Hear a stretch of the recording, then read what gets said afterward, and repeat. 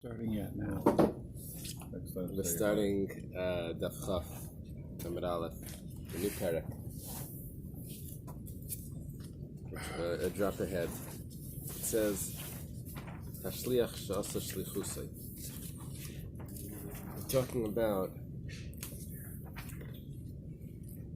someone that sends a messenger to do something with funds of hektish, with money that's hektish. Now, no one over here knows that the funds are hektish, not the sender nor the messenger.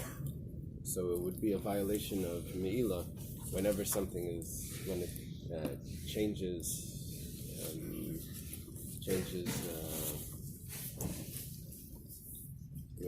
hands of ownership. So the halacha is balabais mal. The shliach isn't Meilah, even though he's the one that did it, but the balabais is Meilah. He gets the prohibition of Meilah, and we learned this special halacha from Truma. That by Truma, when the owner is the one that's supposed to take Truma, but if he sends a messenger to take Truma, it's as if he did it, so it goes back to the owner. So we learn that there is shlichus by Meilah, even though it's a shliach l'dvar aveira. Usually we don't say shliach l'dvar aveira. Here we do. It's an exception. It's a trivia question. Where do you say that shliach l'dvar aveira? The answer would be Meilah. It's unique. Lo yasa shlichusay. Let's say he didn't do it correctly. The mishaleach told him to do one thing, and he messed it up. So it says hashliach mal into a shlichus. So he's the one that did the Meilah. He's the one that changed the ownership. Ketzad. What's an example? Amalai, the mishaleach, the sender, tells the messenger, Tein basar la'archem, give meat to the guests. Menachem kaved, he gives them liver. Kaved, the mishaleach, the sender says, give liver. Menachem basar, he gave him meat. So in that case, hashliach mal, because he changed from what the balabaya said. Apparently, liver is not really meat. Oh boy. Why did they say if he said liver and if he said meat? That's an example of changing from what the balabaya This is said. saying why did they do the exact opposite? Obviously, we got it the first time. Oh. Is it people weren't going to talk about I don't know. I don't know. That was very early. Starting early. What did he say? He asked, why does the Mishnah have to go back and repeat the reverse? So if he tells him meat and he gives liver, well, then why does he have to say if he says liver and gives him meat? The Mishnah changing. The Mishnah does that regularly. It does it a lot. They find the reason why, like in Hanafke, the Himan there's a whole sugya. You would think if liver is inferior, you would think that if he asked something of the inferior and gave him a superior, it would still be covered. Is it inferior or because it's not meat? It's a different flavor. It's not inferior. I would have said in something. It's just a different type. Yeah, I would have said that kaved could go under liver could go under the category of meat, but meat is not going to go under the category of liver. So the bigger chiddush is when he sends him to give meat and he gives liver, and he's still considered changing from what the owner said. The meat could be like an umbrella, it covers more things under that. That could have been acceptable. So we're no longer in the hektish story. It is hektish. We're talking about that he tells him to give meat from hektish, but he doesn't say hektish because he doesn't know it's hektish. He just says, give him a piece of meat from the kitchen. This must be where they got the what am I chopped liver? Ooh, waves. You're making him work this morning. Amar Lai. Let's say he says, Ten lam chaticha. The balabaya says, give each one piece. And he says, take two. Tells each person to take 2 pieces.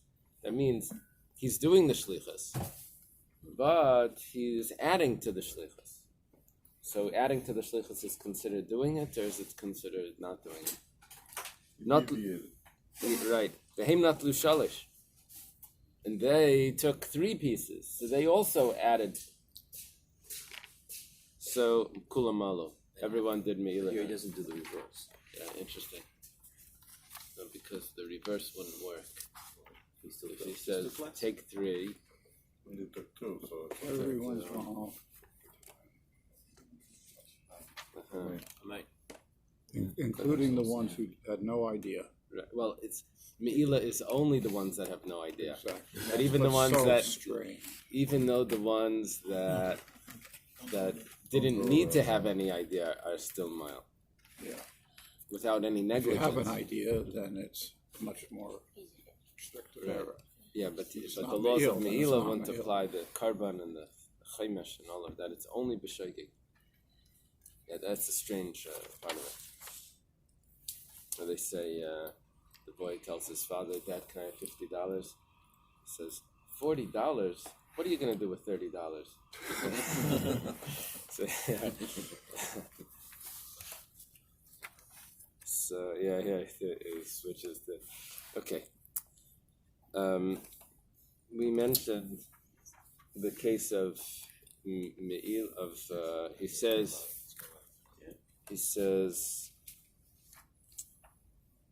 give them meat, and he gives liver. So there's an interesting Gemara in Nedarim that we're going to bring out over here. Mantana de kol milsa de mimlach lashliach tartimili havi. There's a question like this. The Gemara over there talks about if someone sends someone to the store to buy something, and the person, let's say he sends them to buy vegetables. Let's see, it's going to quote the Mishnah.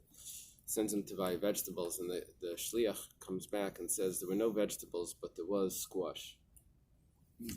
So, well, really, so really the vegetable, I have to translate it, yarek means greens, leafy vegetables.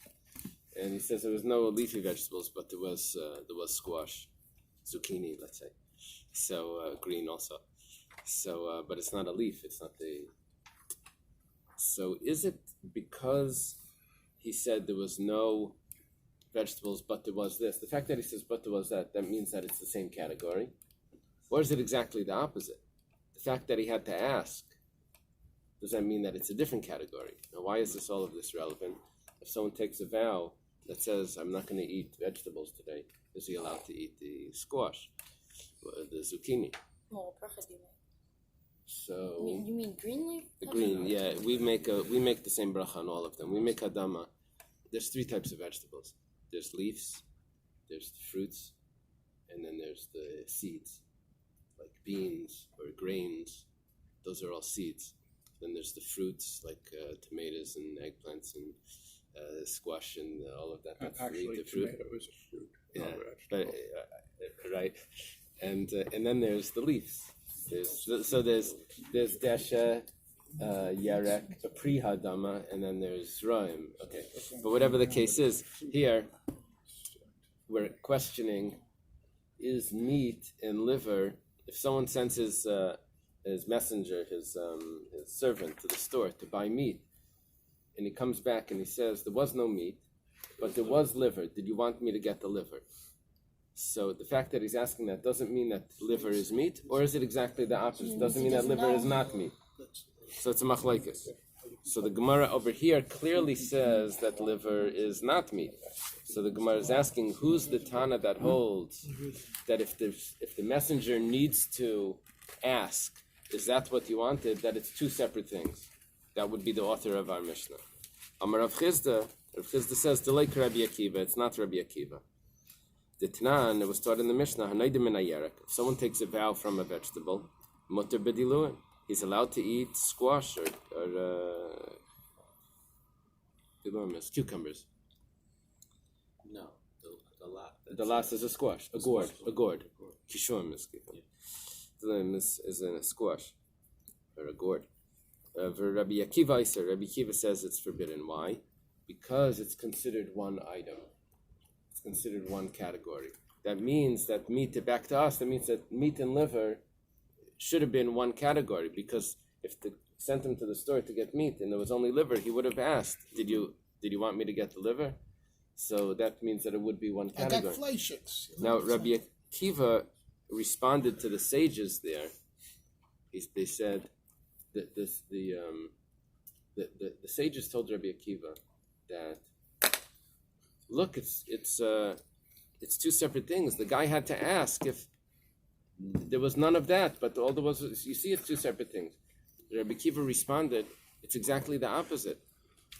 Did he, if it wasn't that thing, did he come back and say there wasn't that, all I could find was there was tefillin or something, or some other item, you see, it's the same thing, because he said there was none of that, all there was or there was only, that means that it's the same thing, the fact that he commented that. Right. Okay. So, it's, our Mishnah won't fit with Rabbi Akiva. Rabbi says, if you'll take Rabbi Akiva, you could say our Mishnah is Rabbi Akiva. Meilah Daf. You see, it's interesting here. He's a shliach. Over there, we're discussing a vow. Is it one category as a vow? So it's a machlekes if it's one category as a vow. Right.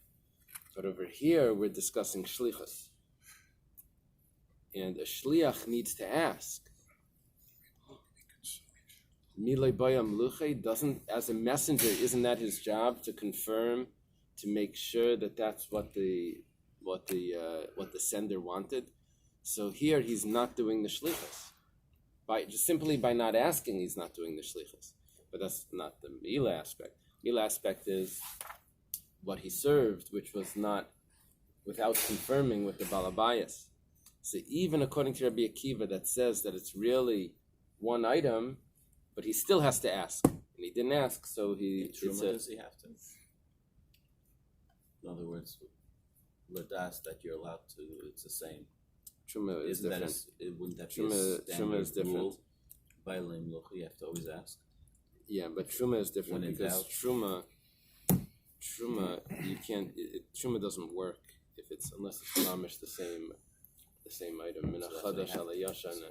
Over there, you would definitely need to confirm. It's without cell phones. And not even to confirm. It won't. Even if you do confirm, it doesn't work. Truma needs to be exactly the same type. The same type. Das Balabais. It has to be exactly. No, but it's not. It definitely needs a das balabais, but in Truma it needs to be the same type as well, much more than in Nedarim. In Nedarim, we follow just regular language. In Truma, it's more than that. In Truma, I can't take Truma of produce from last year on this year's and this. It needs to be mamish, much more. Even though I call it all the same grain or wheat, it still doesn't work. I don't know if even if it's red wheat and white wheat and all, even those things I think could be doesn't work. Okay. Kiyam Rabbanan Kamei de Rava, when the Rabbanan said Abaya's response to how the Mishnah could be Rabbi Akiva because the messenger needs to confirm, he said in front of Rava, Amr Lahu, so the Rava said to them, Shaper Kamar Nachmeni. I wish I would say Rabba, because that would be more familiar to me that Rabba calls. Speak to them. Oh, Yeah, but I understand the Nachmeni aspect, but I want to know. You said Abai grew up there? Yeah, but they're saying that it's Rava. Yeah, cross it out. Yeah, take a picture. That I'm not going to do. So, yeah, what happened was Rabba. Yeah, but yeah, okay. Now you're sharp. Now you've earned your. Rabba, thank you. Rabba raised Abaya. Abaya was an orphan, and Rabba's father was Nachmeni. So, and Abaya's name was possibly Nachmeni as well. So Rabba didn't want to call a child in his house, Nachmeni, get over here. When meanwhile that was his father's name. So he called him Abaya, which means father. Some like Av, and like my father. Other interpretation is that it could be that Abaya actually is a Babylonian translation for Nachmeni, for consolation. And also, Asher B'cha Yerucham Yasam. That shows that he was an orphan. If it means consolation, then it's very interesting that Menachem of is consolation like Tzvi Hirsch, Yitzchak Isaac, Zev Volk. It's the bear. Okay, so he says, Shapika Menachmeni, Abaya said, well, Mantana de Palagaled Rabbi Akiva. Who argues on Rabbi Akiva? Reb Shimon ben Gamliel. It's Reb Shimon ben Gamliel. The Tanya was started in a brisa. Hanoidim in a basar. If someone takes a vow, he's not going to have any meat. Asa b'chol mini basar. He's not allowed to eat meat, of course. What's included in that category? Basar b'roish. Can't have the head of the animal. Baraglayim, the feet. Bakana. Can't have the esophagus, the trachea. Ubakaved, the liver. Ubalev, you can't eat the heart. V'asar b'basar oifos, you can't have fowl, chicken or whatever. However, umutar b'basar dagam v'chagam, but he can have the meat, fish meat. He can have fish and grasshoppers. Reb Shimon Gamliel mater b'roish u'b'regalim, raglayim, the head. He can have the feet. B'kana u'b'kaved u'b'oifos. He can have all of these parts of the animal, which is the trachea, the liver, and birds, b'dagam v'chagavim. And you can have also the first opinion held, fish and grasshoppers. This next part shows there was no kishkas back in the day. Reb Shimon ben Gamliel would say, Kravayim lav basarheim. The innards of an animal are not really meat. V'yichleim lav barinish, and people that eat them are not human. So it's animal food. We know there's aliens there. So Rabbi Akiva is much stricter than Rabbi Shimon Gamliel. So Rabbi Gamliel, he's defining meat differently and saying he's defining it more narrowly, right? Is that Rabbi important? Akiva would be more inclusive. Shimon Gamliel is more of what is included in the definition of meat. Right. Right. Shimon Gamliel just doesn't like intestines. Doesn't like what? Intestines. So, Reb Shimon ben Gamliel is very precise in the language, and the other opinion was more general. That you said meat, it's more inclusive.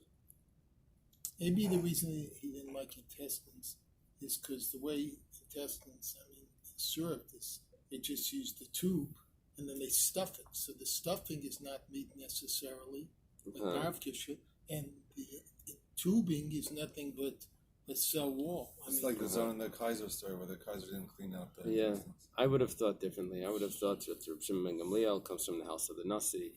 Over there, they didn't bother with this is like the waste products. Other people would they ate every single part of the chicken, with the feet and everything. But in his house, he was like, come on. Identity politics. I don't think. What is that? Identity politics, the class theory of interpretation. They were very well. Rabbi was very wealthy. Sure. Yeah, This is so Rabbi's that's what I'm father. saying. So they just use the tube. It says this that the innards were used as food only for poor Who's people. Rabbi's father? Oh, there you go. It's So very considered good. such a lower There you level. go. That's what I would have understood. After between when I was a buffer and when I got married, I hardly had any money. So whenever I would go shopping, I hated liver, but I wanted to have some meat, so I would buy liver. And it was like very, like a fraction of the cost of regular meat. Right. Just cook it up and put ketchup. It's for cooking. You mean broil it up? Boil it up, yeah. Right. It was already So the Gemara says, so the Tanakama. warm it up. What's going on with the Tanakama? The Tanakama said that Maishna bebasar eifes mishum deragalin shtamar layashke bisr dechaisa vasi bisr detziparta. Why are they saying that you're not allowed? If someone takes a vow, he's not going to have meat. Why are they saying you can't have chicken or bird? If someone would go to the store to get meat for the person that sent him, and there was no meat there, he would come back and he would say, I couldn't find meat. All I could find was chicken. Is that okay? So what's the difference? And now they said that that's considered meat. The fact that he would say that. So, but 1 second. If so, hachinami, the same thing. the person can also go to the store and say, I couldn't find any meat, but there was fish. And fish, we said, was not included in the vow. When he said meat, he could, because meat of fish, it's the flesh of the fish. Rav Papa b'yem Rav Papa says it's dealing with the day that he was bloodletting. That when on the day that a person does bloodletting, he doesn't eat fish. So therefore, when he's taking a vow, he's only taking a vow from things that he would have eaten anyway. But because fish, so this is like the funny thing, the fish, he wouldn't have eaten anyway. So therefore, when he takes the vow, he's not prohibiting fish. So is he allowed to eat fish? Yes. Even though he won't, because it's not something that he's allowed to eat fish, because that wasn't included in the vow. Why is it not his included? flesh? Does he have his meat? On another day, it would count as meat, but not on the day that he's doing bloodletting. The Gemara asks, 1 second. One of the reasons could be because fish cools you down, and bloodletting is also going to cool you down because you're losing the warmth of the blood. Blood's Very nice. Is that what they comment? Or is No. that very nice? Ihachi. If so, Tzipranami Nechol. I'm skipping the loy. He should be allowed to eat the bird. Damar Shmuel. Shmuel says the mesukar. How do they translate mesukar? Over here it says that he let blood from his shoulder, but I don't know what it means, the actual word. It just says the one who lets blood and eats the meat of the bird. His Lets heart blood. rate accelerates, flies like a bird. Okay, mesukar. I have Rashi quotes that it means, the Mefarisha quotes that it means someone that let blood from his shoulder. Mesubar. Mesubar maybe it has something to do with the shoulder. So anyway, v'achal tzipra, and he eats bird. Parach libi kitzipra. His heart will flutter away like a bird, which sounds like it's something very dangerous. So why are you saying that he took a vow that he's not going to eat meat? He's not allowed to eat bird also. Obviously he didn't intend in the vow bird because he wouldn't have eaten it anyway. Then also Tanya was taught in a brisa. Maybe if he's an addict of fish, he would have done it. Maybe if it's a... If he liked fish a lot. Oh. That's realistic. Let's see the brisa and you'll see It's funny something. because if they took too much blood and they caused him to be too anemic, so his heart would have to compensate by increasing its heart rate, and the heart can go, God forbid, into what's called atrial flutter. So it's interesting. It says flutter like a bird. Wow. It's not One of the interesting. causes of rapid 3 heart equals rate 9. is if you're anemic, you've got or blood loss or shock to make Oh, up you got for the sugar. Any more with it? stroke volume times heart rate is your blood pressure. If your blood pressure is down and you gotta make up for it, then you don't have enough volume Keep to it stroke. going, Doc. You can only increase your heart rate. The, And the soldiers just keep on coming. I'll keep on talking. What do you think Sounds like about all over again. the machlekes regarding liver? Because liver would have been very good because of the iron. Yeah. That would have been. So it's Reb Shimon ben Gamliel is interesting that he doesn't. If it's talking about a day of bloodletting, and he says the liver wouldn't. This is interesting because it doesn't. This word in the Sokar, it sounds like sugar, right? So it says over here, bloodletting.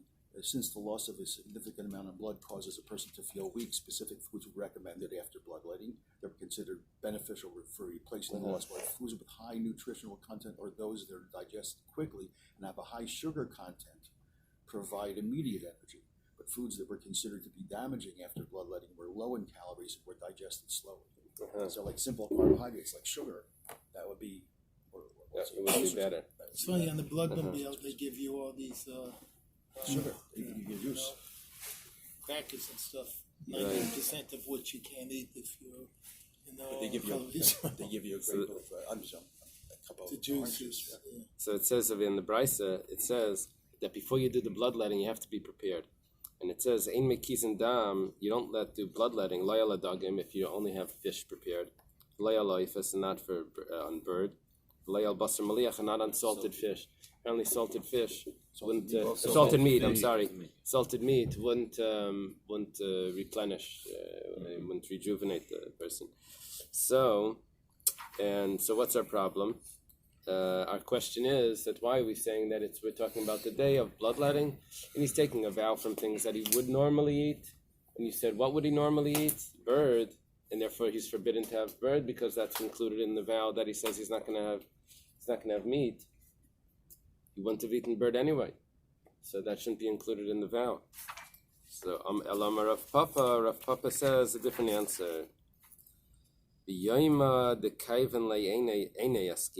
a day that his eyes are giving him pain. That he doesn't eat fish. I have no comment. Yeah, I don't know what to. But apparently that's Fish eyes. Okay. I think it's either toes or hers. I'm saying, how do they know? How do they know that this was the rest of the pot? Is it the only pot or land that they can think of? No. The way it works is that when you have a strong question and you don't have a way of resolving it, so you figure out the scenario, you're compelled to say that the scenario must have been like this in order to fit it. Why don't you take them instead if they don't know?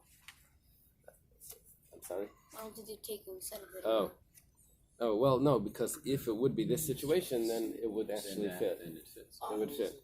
So telling you in other situations, maybe. Then it would be different, you're right. Now, Taisus mentions over here, and Rashi, the Mefarish also brings it, that it says Nun Samachayin, that Nun Samachayin. Nuna is fish, is support for the eyes, which is exactly the opposite of what we're learning. We said that on the day that his eyes are hurting him, he doesn't eat fish. And they answer different answers based on the Gemara in Nedarim. If it's the beginning of the pain, or the end of the pain, or the beginning of the meal, or the end of the meal, or whatever, or the whole meal, you have different answers to. Okay. Amr Allah yiten lechaticha, a new Gemara, based on the Mishnah said that if he tells his messenger, give them a piece, and he gives 2 pieces, and they take 3 pieces. Shma mina. We see from here, Ma'isiv al shlichusei havi shliach. Someone does more than the messenger said, he says shliach. Amar Rav Sheshes. Rav Sheshes says it's not a good proof from here because we can adjust it to make it that he really did what the Mishaleach said, and what he added was his own thing. So how does it work? The Amar Shliach talachas midai toivachas midai ti. He really did the full shlichus. It's not that he changed. See, changing from the adding to the shlichus is the Balabas said that you should take 2, and really the Balabas only said 1.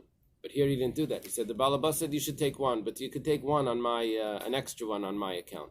I'm sorry to back up. Is fish good for eyes? Oh boy. The answer is yes, including fish in your diet, whether it be salmon, sardines, tuna, or mackerel, has the ability to improve overall eye health. From the Starkist company. Fish is rich in omega-3 fatty acids, which can protect against cataracts, dry eye syndrome, and even macular degeneration. And there you thought it was only for your arteries. Ooh. But the interesting thing is when for the bloodletting fish, the sardines are also supposed to have iron. That would also be beneficial. We said that fish would not be beneficial for bloodletting, right? That's surprising.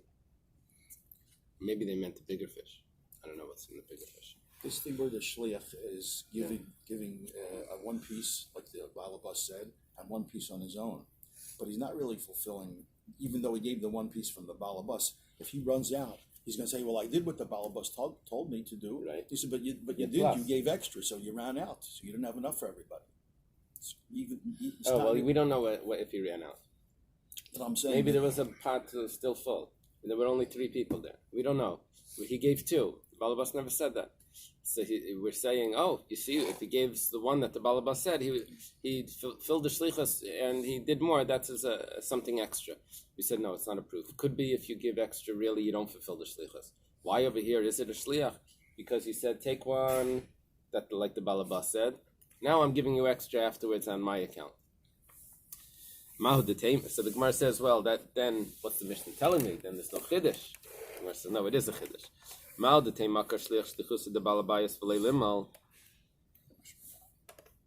Maybe there should be no Meilah here from the Balabayas because he's messing it up. Kamash Malan that no, he did the shlichus.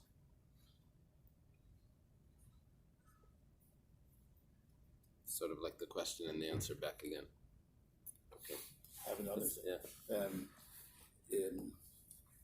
We say that Adam Harishon, his avera, one was that he added to what Hashem told him to do. Yeah. Hashem told him, don't eat it. So he went to Chava and he said, "Oh, don't eat it. Don't even touch it. Like like to make a fence around it." And because he came up with his own thing, the Nachash came and pushed Chava and said, "Look, it didn't kill you.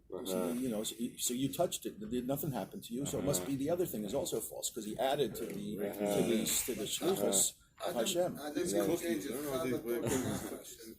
You find out What's Baker, man. Adam did not say it. Chava said it to the Nachash. Right, no, I'm saying. I understood. But Adam told Chava, Hashem said, "Don't eat it. Don't even touch it." No, he did not. That's what he said. Yeah, he did. Chava told to the Nachash. Read it. No, she told to the Nachash, but he told to her, "Don't." He added what Hashem told him to do, and that's how he got into trouble. I understood that he didn't have patience to explain it, and she was saying, "What exactly?" He said, "Just don't touch it." And that's It's also the same. it all started from impatience. The whole thing is impatience. Little ADD.